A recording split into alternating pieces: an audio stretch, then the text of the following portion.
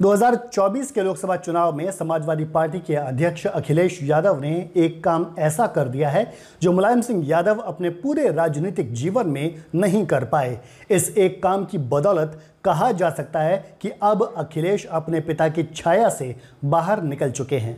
खास बात यह है कि ये चुनाव अखिलेश अपने पिता के देहांत के बाद लड़ रहे थे।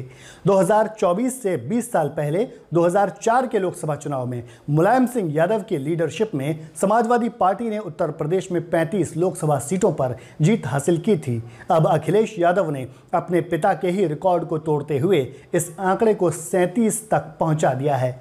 अब तक हुए किसी भी लोकसभा चुनाव में सपा इतनी सीटें कभी नहीं जीत पाई जितनी अखिलेश ने उसे 2024 में जिता दी हैं। जाहिर तौर पर ऐसी सफलता पाना अखिलेश के लिए आसान बिल्कुल नहीं था।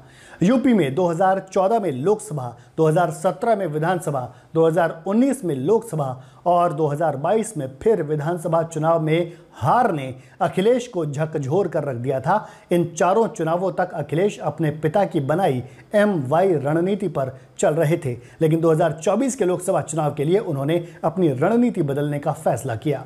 अखिलेश ने तय किया कि उन्हें अपने पिता के बनाए गए MY समीकरण को छोड़ना होगा और एक नया समीकरण बनाना होगा। 4 बड़े चुनाव हारने के बाद अखिलेश जान चुके थे कि केवल मुस्लिम और यादवों के सहारे ना तो वो अपनी पार्टी को जीत दिला सकते हैं और ना ही अपना जनाधार बढ़ा सकते हैं। इसीलिए उन्होंने नई सोशल इंजीनियरिंग को अंजाम देते हुए अपने पारंपरिक मुस्लिम और यादव वोट बैंक को छोड़कर इस बार कुर्मी और दूसरी गैर यादव OBC जातियों पर बड़ा दांव लगाया। अखिलेश ने तय किया कि वो बसपा के कोर वोट बैंक माने जाने वाले जाटव समाज को भी अपने से जोड़ेंगे। इसी को ध्यान में रखते हुए ही अखिलेश ने अपने टिकट भी बांटे, और सिर्फ बांटे ही नहीं, जहां उन्हें लगा कि टिकट को बदलने की ज़रूरत है वहां उन्होंने टिकट बदले भी और कई बार बदले। अखिलेश ने तय किया कि वो यादवों और मुस्लिमों को ज़्यादा टिकट नहीं देंगे। 80 में से 62 सीटों पर लड़ने वाली सपा ने केवल 4 मुस्लिमों को टिकट दिया। इनमें कैराना से इकरा हसन, रामपुर से मुहिबुल्लाह नदवी, संभल से जियाउर रहमान बर्क और गाजीपुर से अफजाल अंसारी को टिकट दिया गया। इन चारों ने ही जीत हासिल की।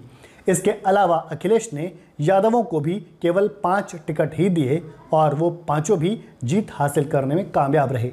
खास बात यह रही कि समाजवादी पार्टी ने इस बार सबसे ज़्यादा 17 टिकट दलित उम्मीदवारों को दिए, जिनमें से 6 उम्मीदवार जाटव समाज के थे। ऐसा अखिलेश ने इसलिए किया क्योंकि पूरे उत्तर प्रदेश में लोग समाजवादी पार्टी को यादवों और अल्पसंख्यकों की पार्टी मानने लगे थे। इसके कारण कुछ अन्य पिछड़ा वर्ग के लोग और कुछ दलित समाज के लोग सपा का साथ छोड़कर चले गए थे, लेकिन पीडीए की रणनीति पर चलने की वजह से उसके साथ इतने लोग जुड़े कि सपा अपने 37 उम्मीदवारों को जिताने में कामयाब रही।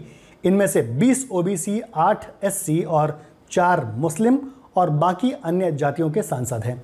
इस लक्ष्य को हासिल करने के पीछे समाजवादी पार्टी की रणनीति थी कि वो बीजेपी को पिछड़ा, दलित और अल्पसंख्यक विरोधी साबित करने के लिए अधिक से अधिक टिकट मौर्य, कुर्मी, कोयरी, पटेल, पासी, बिंद और अन्य वर्गों को दिए जाएं।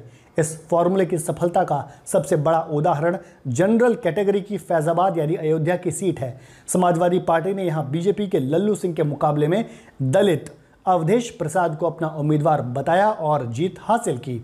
इसी तरह से जौनपुर की लोकसभा सीट पर बांदा के बाबू सिंह कुशवाहा को चुनाव में उतारने का फैसला किया। उन्होंने भी जीत हासिल की। ये सही है कि अखिलेश यादव को उत्तर प्रदेश जैसे बड़े और महत्वपूर्ण राज्य के चीफ मिनिस्टर की कुर्सी उनके पिता मुलायम सिंह यादव की बदौलत ही हासिल हुई थी। यह भी सही है कि यूपी में अखिलेश ने 2 विधानसभा चुनाव और 2 लोकसभा चुनावों में बड़ी हार का दर्द झेला था, लेकिन 2024 के लोकसभा चुनाव में सपा, कांग्रेस और इंडी गठबंधन को जीत दिलाकर अखिलेश अपने पिता मुलायम सिंह यादव से भी एक कदम आगे निकल गए हैं। दुनिया की सबसे बड़ी पार्टी होने का दावा करने वाली बीजेपी को यूपी में हराकर अखिलेश ने सपा को लोकसभा चुनाव में उसके अब तक के सबसे बड़े रिकॉर्ड तक पहुंचा दिया है।